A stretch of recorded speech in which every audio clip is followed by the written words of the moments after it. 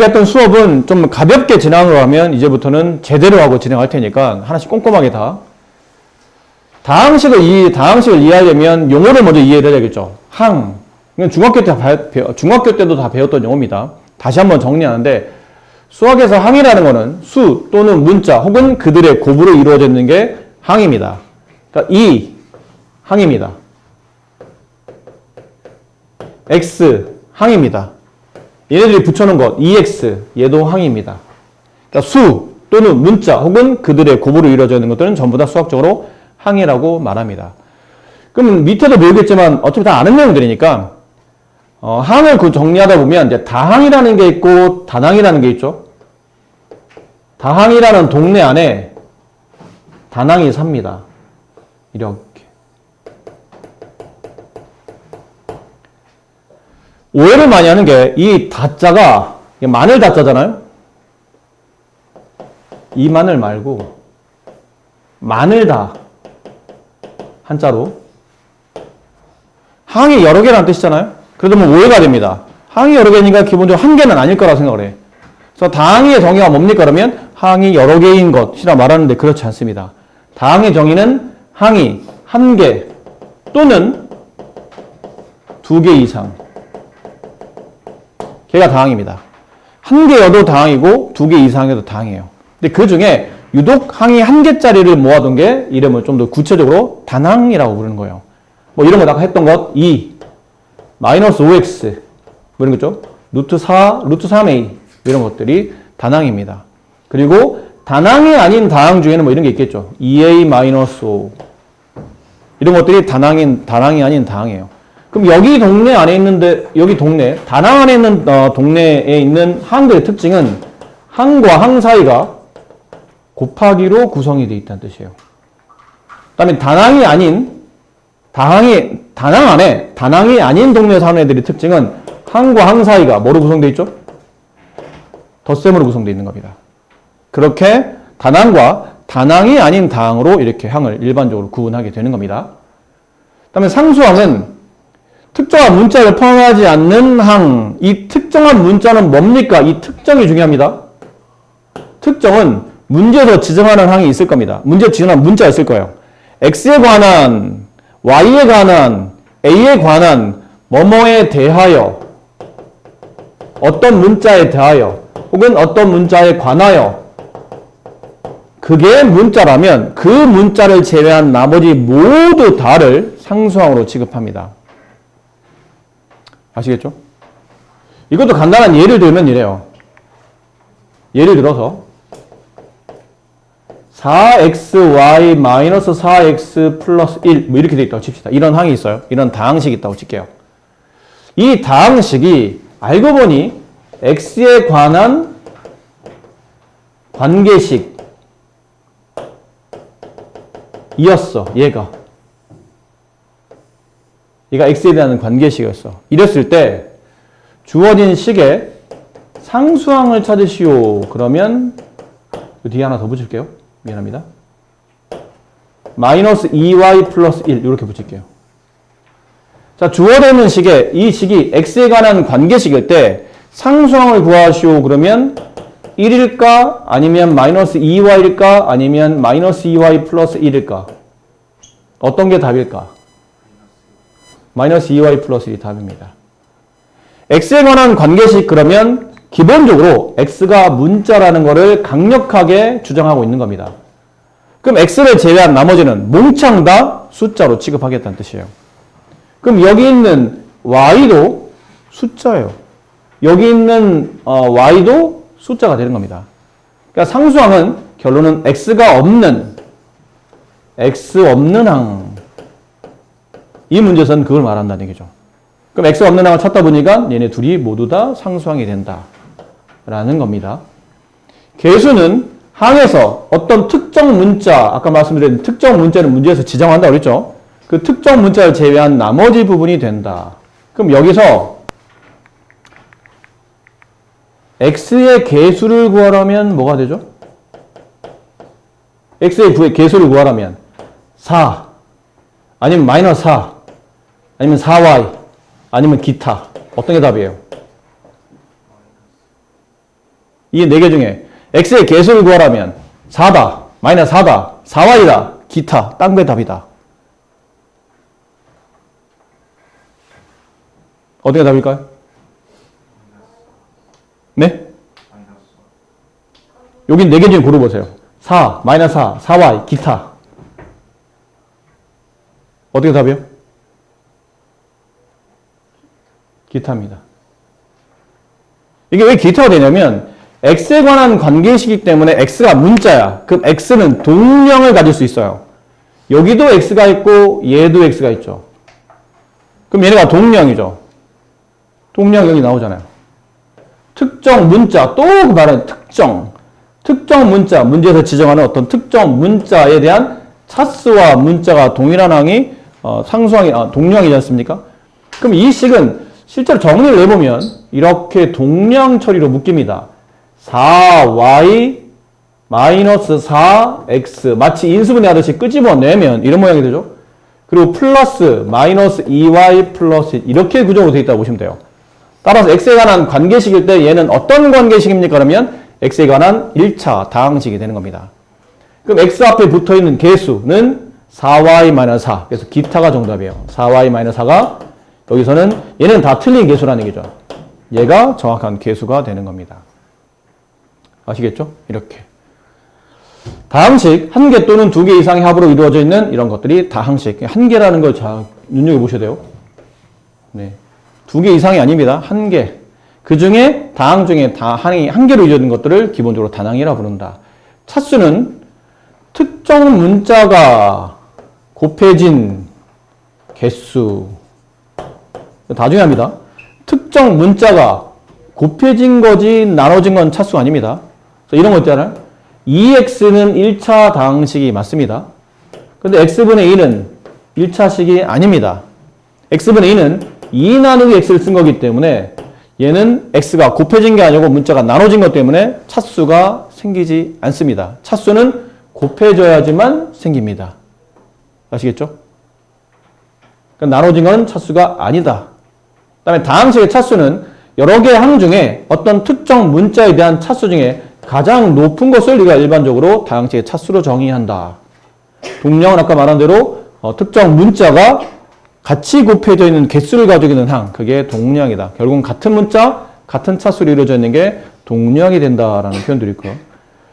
여기 밑에 보면 이렇게 선생님이 이 교재를 선택한 이유가 이렇게 형광펜 표시로 잘 돼 있어요. 중요한 핵심적인 내용들을. 그리고 설명이 굉장히 자세해. 그러니까 잘 봐야 돼.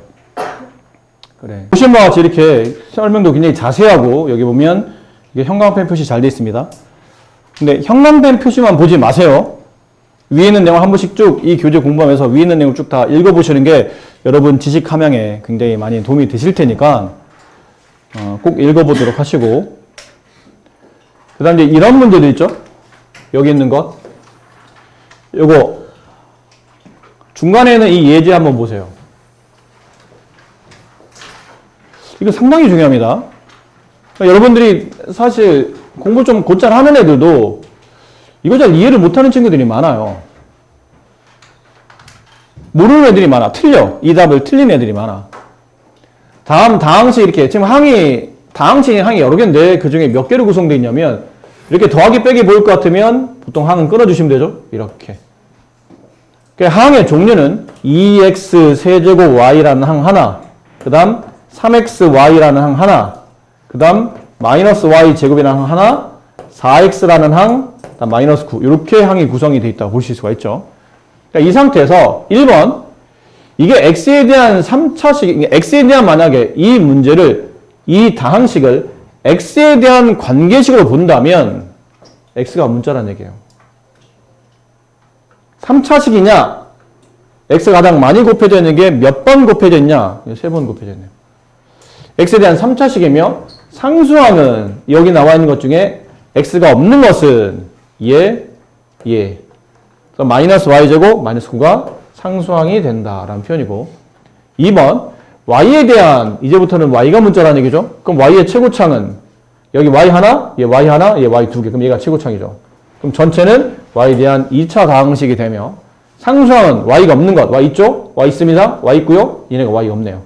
4x-9가 상수항이다. 여기를 많이 헷갈려요, 여기를. xy에 대한, 그럼 이제 x하고 y가 있는 것들을 전부 다 문자로 취급하게 되는 거죠. 그럼 여기는 x 3개, 여기 y 하나. 그럼 총 xy는 몇 개? 4개. 문자와 종류가 두 종류인 겁니다. x도 문자, y도 문자예요. 그럼 x 3개, y 하나, 총 xy 문자는 4개, 4차씩. 얘는 2차씩, 얘는 2차씩, 얘는 1차씩. x든 y든 전부 다 문자로 보는 거니까. 얘가 상수항. 괜찮아요? 그럼 xy는 4차식일 때 4차식이며 상수항은 xy가 없는 얘가 상수항이 된다. 그 다음 x에 대한, 그럼 x가 문자라는 얘기죠? 근데 x가 문자인데 동량을 찾을 때 x 3차가 여기 있습니까? 물으면 x 3차는 없어요. 문자는 더러더러 x가 보이지만 x가 3번 곱해져 있는 차수까지 동일해야 동량이 되잖아. 그건 없더라. 그럼 x의 2차는 문제 조건상 x의 2차는 없고 그럼 x의 1차 여기 있네요. 구조를 3y 곱하기 x로 볼 수 있죠? x에 대한 1차. 얘는 4 곱하기 x로 볼 수 있어요. 얘네가 같은 문자 x의 같은 차수 동량이 되는 겁니다. 개수는 얘는 3y, 얘는 4. 따라서 x의 개수는 3y 플러스 4가 x의 개수가 된다는 뜻이죠. 그렇게 동량을 찾아주시면 됩니다. 되겠어요? 그리고 x에 대한 동량 그렇고 y에 대한 동량 이제 끊어진 거죠 다시. y에 대한 동량 이번에는 y가 문자로 취급되는 거죠. 그럼 여기 y 1차, 여기 y 1차, 얘는 y 2차. 근데 y 2차는 얘밖에 없잖아. 그러니까 y 2차는 동량이 안 될 테고 그럼 y에 대한 1차가 여기 y에 대한 1차, 여기 y에 대한 1차가 존재하죠. 그럼 y에 대한 1차 2x 세제곱이 개수, y에 대한 1차 3x가 개수. 얘네들은 동류항. 이렇게 정리가 되는 겁니다. 여기는 이런 예제를 잘 보도록 하시고 내림차순, 오름차순 보통 우리는 오름차순은 잘 안 씁니다. 웬만해서는 주로 다 다항식을 정리할 때는 내림차순 위주로 정리를 하죠. 이게 약간 해상도가 높아서 좀 시간이 걸려요. 이걸 끌어낼 때까지 잠깐 기대하셔야 될 것 같은데 아까 몇 번 해봤는데 좀 시간이 자꾸 딴 프린트보다 이쪽 파일이 이게 해상도가 높아서 그런지 이게 딱 끌어올 때까지가 약간 로딩이 좀 걸리더라고. 가끔 답답할 때가 없지 않아 있는데 내림 차수는 다항식을 한 문자에 대하여 차수가 높은 항부터 낮은 항 순서대로 차례로 내려가는 게 내림 차수이고 반대로 오름 차수는 이렇게 올라가는 겁니다. 그러니까 차수가 낮은 것부터 뒤로 가면 갈수록 항의 배열의 차수가 높아지는 게 오름 차수네요. 우리는 보통 내림 차수를 쓰는데 밑에 아마 적당한 예가 나올 겁니다. 여기.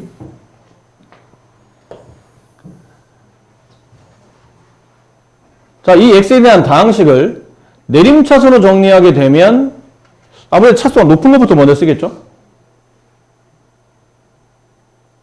높은 것부터. 지금처럼 가장 높은 차수는 x에 대한 3차, 그 다음에 x에 대한 2차, 그 다음에 x의 1차, 가장 낮은 게 상수. 그래서 큰 것부터 내려가면서 이게 주르륵 차수가 위에서부터 내려가게 만드는 게 내림차순. 반대로 뒤에서 가면 갈수록 차수가 올라가는 게 오름차순. 보통은 우리는 내림차순 위주로 써준다라는 거죠. 근데 얘는 다항식의 x에 대한 관계가 굉장히 간단하니까 이렇게 좀 쉽게 정리했는데 다항식이 복잡하면 저 내림차순, 오름차순 정리하는 것도 만만치 않습니다. 이런 것들.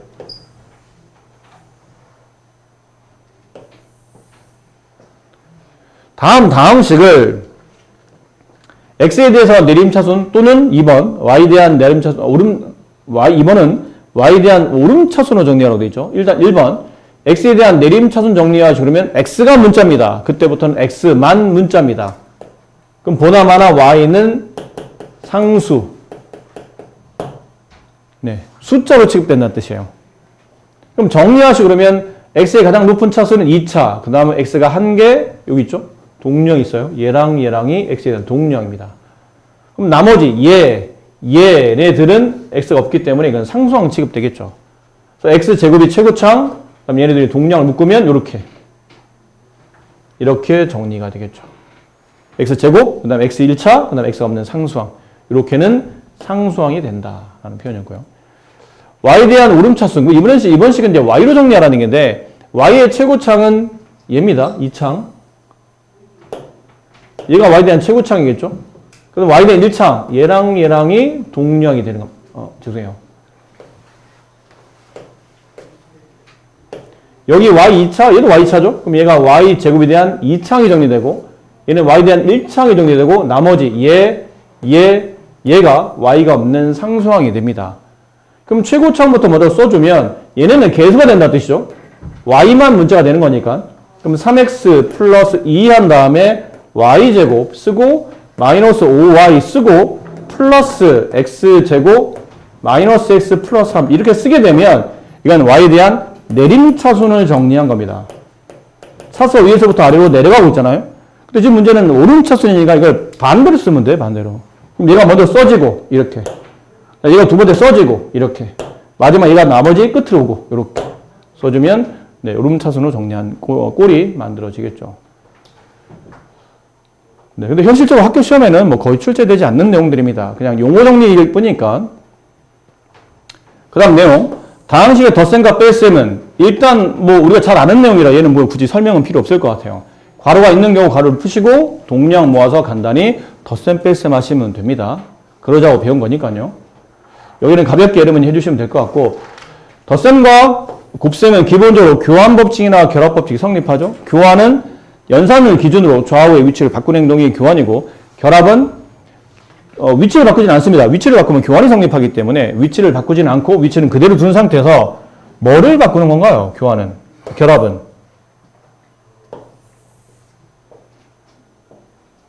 교환은 자리를 바꾸라는 거라면 결합은 자리를 바꾸지는 않고 괄호를 바꾸죠. 괄호의 위치를 바꾸잖아요. 이게 어떤 의미인가요? 괄호를 바꾼다는 뜻은 계산의 우선순위의 변경을 말하는 겁니다. 계산의 우선순위를 바꿔주는 겁니다. 나는 원래 우선순위를 A와 B를 더하는 데 뒀어. 근데 그 우선순위를 바꾸는 거예요. A와 B를 더하는 게 아닌 B와 C를 더하는 쪽에 우선순위를 둔다. 이게 결합 법칙이라는 거죠.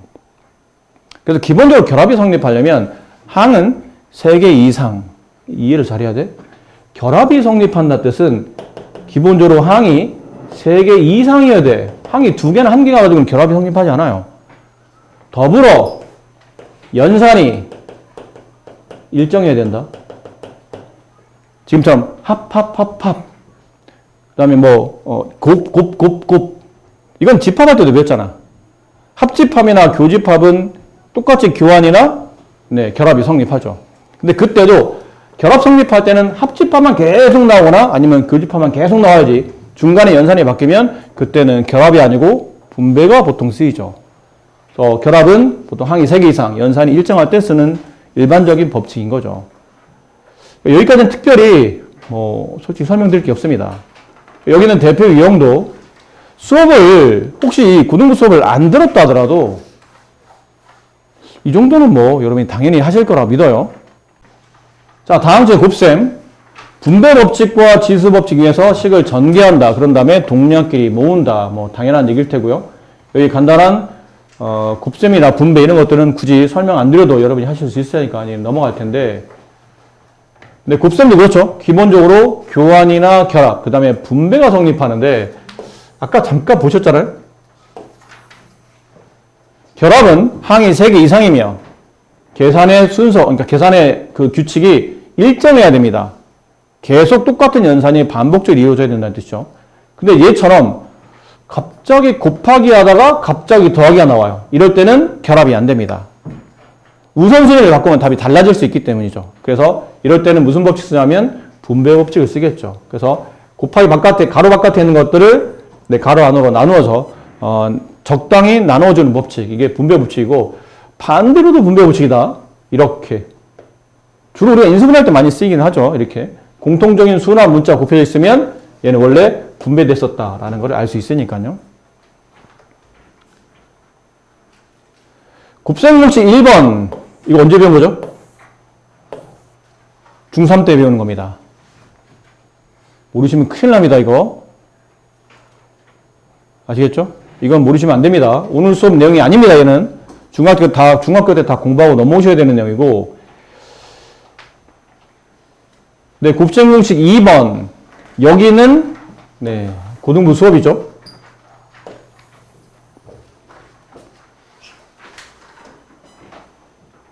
그러니까 고등부 수업을 처음부터 같이 안 들으셨던 분들은 여기는 잘 들으셔야 됩니다. 이쪽부터 이제 앞으로 맨날 써야 될 공식이 되니까 툭 하면 나올 겁니다. 저거는 특별한 규칙은 없어요. 이거를 이해하시면 됩니다. a 플러스 b의 제곱. 이게 답이 어떻게 됐었죠? a제곱 플러스 b제곱 플러스 2ab 이렇게 나오죠. 이게 연산규칙이 뭐냐면 네모와 세모를 더한 다음에 전체 제곱하게 되면 일단 나온 것들은 다 제곱한다는 뜻이에요. 근데 저렇게 제곱만 하면 답이 안 만들어진다는 얘기죠. 그렇죠? 이런 것들. 1 더하기 2의 제곱은 1의 제곱 더하기 2의 제곱이 아니라고. 1 더하기 2는 3이잖아. 3의 제곱은 9야. 근데 얘는 답이 5잖아. 답이 안 맞아요. 답을 맞추려면 뒤에 뭐가 더 붙어야 된다는 얘기죠. 2배 한 다음에 앞수와 뒷수의 곱이 필요한 겁니다. 그래서 두 항을 더한 다음에 제곱한 식은 각각을 제곱해서 더하고 플러스 2배 한 다음에 앞에 있는 항과 뒤에 있는 항을 곱합니다. 항이 하나 더 넣은 겁니다. 이렇게 항이 하나 더 넣은 겁니다. 규칙은 위를 따라 움직입니다. 위가 뭐였나요? 일단 위에는 규칙이 뭐였어요? 일단 나온 거는 다 제곱해 더한다. 나온 건 네모, 제곱, 세모, 제곱, 별, 제곱. 나온 건 다 제곱해 더한다. 그럼 두 번째 규칙은 이것. 나온 것끼리 곱해놓고 2배 한다. 는 거잖아. 근데 그건 항이 2개였을 때니까 2개를 곱하는 게 한 번밖에 없잖아요. 얘는 항이 3개이기 때문에 2개씩 곱할 수 있는 케이스가 이제 3번 발생해요. 얘랑 얘랑 곱하는 케이스, 얘랑 얘랑 곱하는 케이스, 얘네 둘이 곱하는 케이스. 그거다가 2배 하는 거야. 플러스 2배 곱하기 네모 곱하기 세모. 플러스 2배 세모 곱하기 별. 플러스 2배 네모 곱하기 별. 이런 거예요. 이거는 공식을 쓴 게 이거야, 이거. 이 내용이에요. 근데 제가 왜 자꾸 ABC로 안 써드리냐면 항의 모양이 바뀔 거거든. 저렇게 ABC로 이쁘게 안 나와, 문제들이. 대표적인 게 이런 겁니다. 2x 마이너스 y 마이너스 3z 제곱하시오. 뭐 이렇게 나올 겁니다. 그럼 저렇게 ABC로는 안 된다는 얘기죠. 이렇게 외우면 다 부호가 플러스가처럼 보이잖아. 그렇지? 이 답은 일단 나온 항들은 다 제곱합니다. 제곱. 그리고 더합니다. 이렇게. 잘못 써드렸네요. 다시. 나온 항들은 다 제곱해서 더합니다. 나온 항들은 다 제곱해서 더합니다. 얘는 항이 이렇게 3개입니다. 그렇죠? 그리고 플러스 2배 한 다음에 저 3개 항 중에 2개씩 곱해서 붙입니다. 곱하기 2x 곱하기 마이너스 y 플러스 2배 한 다음에 곱하기 마이너스 y 곱하기 마이너스 3z 플러스 2배 한 다음에 곱하기 2x 곱하기 마이너스 3z 이렇게 해서 이걸 정리하시면 정답이 되는 거예요. 이게 이 5번 공식입니다. 되셨죠? 딱히 어려울 거 없어요. 근데 6번 공식이나 6번 공식에 2개 나오죠? 저 2개를 계산할 때 이제 잘 들어. 이제 수업 다 끝났어. 5분밖에 안 남았어. 잘 들어. 집중. 이 패턴을 잘 이해를 해야 돼. 그래야 어려운 그 곱셈 공식 같은 것도 좀 쉽게 이해가 되고 나중에 고2로 가면 이항 정리도 여기서부터 출현하기 때문에 이런 계산법에서 출현해요. a 플러스 b의 세제곱은 이해를 이렇게 하는 게 좋습니다. 괄호 a 플러스 b가 몇 번 곱해지는 거죠? 3번 곱해지는 겁니다. 맞습니까? 맞니? 근데 우리가 이걸 전개 쓸 때 다항식을 만들 때는 어쨌든 각각 괄호에다가 하나씩 항을 뽑아야 되잖아. 안 그래? 그래야 항이 만들어지잖아. 봐봐. x-2 곱하기 x-5 여기서 못 뽑아요? 이게 뭐니? 내가 분배할 때 이렇게 하잖아. 이게 뭐야? 이쪽 괄호에 x 뽑고 이쪽 괄호에 x 뽑아서 x제곱이라는 항을 만들겠다는 얘기야. 이건 뭐야? 앞에 있는 가로는 x, 뒤에 있는 가로는 마이너스 5를 뽑아서 둘을 곱하면 마이너스 5x라는 항을 만들겠다는 거라고. 이건 뭐야? 앞에 마이너스 2, 뒤는 x를 뽑아서 마이너스 2x라는 항을 만들겠다는 뜻이고 얘는 앞에서 마이너스 2, 뒤 마이너스 5를 곱해서 11이라는 항을 만들겠다는 얘기지. 이걸 다 뭐 하는 거죠? 덧셈 하시는 겁니다. 그럼 x제곱 마이너스 5x 마이너스 2x 더하면 마이너스 7x 더하기 10 이렇게 항이 만들어진 거라고. 이해됐니? 무슨 말이지? 다르지 않다는 얘기야. 어떻게 하라는 얘기예요? 각각의 가로에서 문자 하나씩을 뽑아내는데 기준을 잡겠다는 얘기잖아. 그 기준을 일단 문자에서 본다면 A를 보자는 얘기예요. A를 가장 많이 뽑을 수 있는 케이스는 A 한 번, 여기 A 한 번, A 한 번. 뭐가 만들어지죠? A 세제곱이 만들어져요. 그 다음은 A가 두 번, B 한 번이겠지. 어쨌든 가로 3개에서 문자 하나씩 뽑으면 문자의 개수 총 3개가 돼야 돼. A가 3개거나 아니면 B가 2개면 A가 하나거나 아니면 A가 2개면 B가 하나거나 B가 3개면 A가 없거나 이런 식이 돼야 된다는 얘기죠. 그럼 A 기준에서 본다면 A 세제곱이 제일 많고 그 다음은 A가 2번, B가 1번 이렇게 뽑을 수 있지. 근데 A 2개, B 하나는 이것만 나오지 않는다는 얘기잖아. 앞에 가로에서 A, 가운데에서 B, 뒤에 가로에서 A. 그럼 얘도 A 2번, B 1번이에요. 그 다음에 앞에서 B, 뒤에 AA. 이렇게 뽑으면 이 경우는 A제곱 B가 나오는데 이 케이스가 몇 번 나오냐면 3번 나온다는 뜻이에요. 같은 말 아니겠습니까, 그러면? A, B의 순서만 바꾸면 되잖아. 여기 B 뽑고, 여기 B 뽑고, 여기 A 뽑고, 얘 B 뽑고, 여기 A 뽑고, 여기 B 뽑고, 여기 A 뽑고, 이쪽에 B 뽑고, B 뽑고. 그럼 이게 뭐가 나와요? AB 제곱이 나와. 이게 몇 개? 얘도 3개. 마지막은 다 B만 뽑는 거. 여기 B, 얘도 B, 얘도 B. B 세제곱. 이해했니? 그래서 얘를 외우실 때는 단순히 공식만 외우지 마시고 전개할 때 A가 제일 많이 곱해지면 A가 3번. 그 다음은 A 2번, B 1번. 그 다음 A가 1번, B 2번. 마지막은 B가 3번. 근데 그 앞에 나오는 개수들은 저항을 만들 수 있는 경우의 수를 말하는 겁니다. 얘는 하나밖에 없고 얘는 3개 존재하며 얘도 3개 존재하고 얘는 하나밖에 없는 거죠. 이렇게 전개된 겁니다.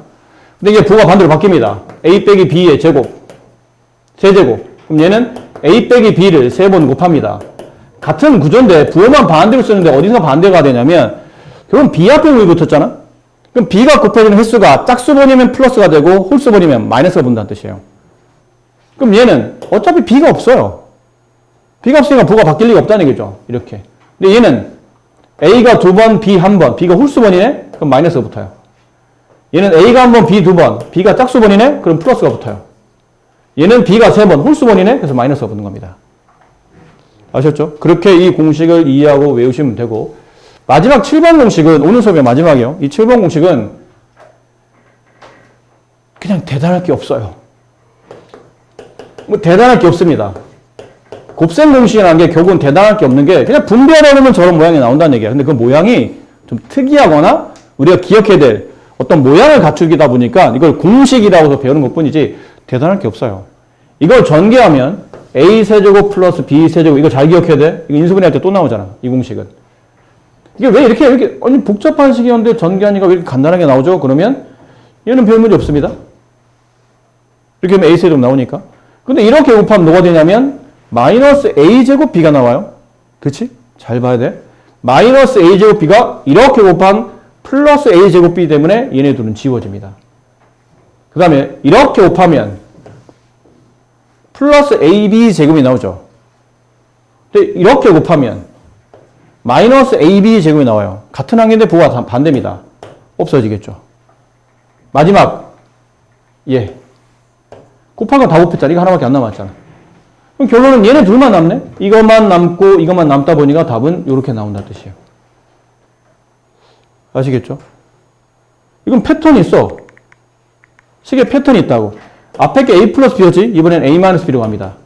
그럼 뒤도 약간 부호가 반대로 바뀌어야 돼요. 어디가 바뀌냐면 여기 때문에 지워지는 게 발생하거든. 가운데가 부호가 반대로 바뀌어요. 플러스 AB, 뒤에는 놔둡니다. 이렇게. 그럼 얘를 전개하게 되면 얘네 둘의 제곱항이 남아요. 세제곱항이 남아요. 가운데 부호는 마이너스로 가시면 됩니다.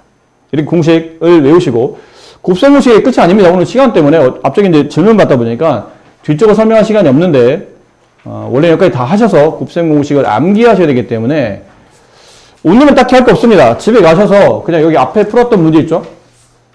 이 앞쪽에 좀 문제 몇 개 나와요. 이렇게. 이거 푸시면 됩니다. 대단할 거 없고 어렵지 않습니다. 내용이 아주 단순한 파트니까 대신에 용어나 아까 했던 뭐 상수항, 계수 이런 것들이 우리가 알고 있는 숫자의 개념이었다면 문자를 포함하는 것도 상수항이 될 수 있고 문자를 포함한 항이 하나의 계수가 될 수 있다는 것도 어떤 문자로 정리냐에 따라서 그럴 수 있으니까 그걸 잘 기억해서 풀어오시면 되고